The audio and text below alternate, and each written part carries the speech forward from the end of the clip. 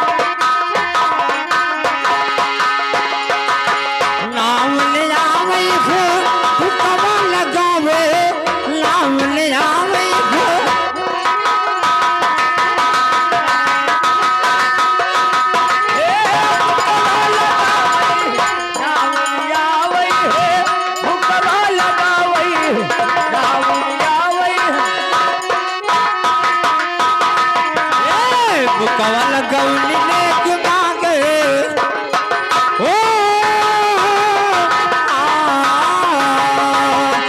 कवल गौली ने मांगे जगतिया पे सोई गोपाल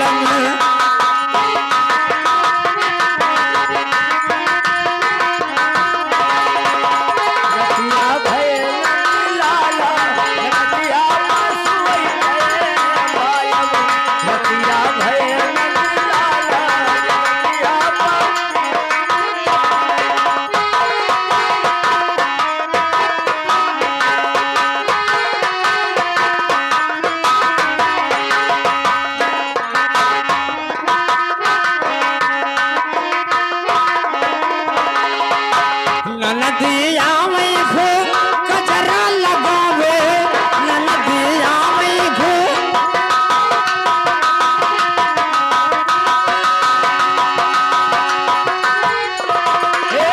कचरा लगावे नदिया में खो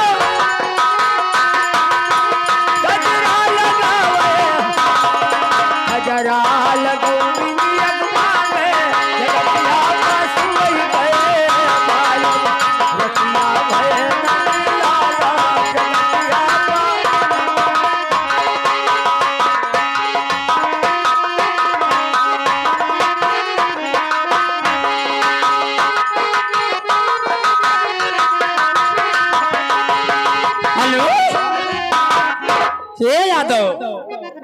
न लड़कवा गप्पा देखाएं और न लड़कवा काजिन बाबा देखाएं और न लड़कवा के बुए फूफा देखाएं। सब कहाँ चला गए? वो प्रधान बेड़े उड़े दे दे हो मांगत। आखो मास्टर आए अच्छा। अरे दौर दौर सास जी खमार दौर दौर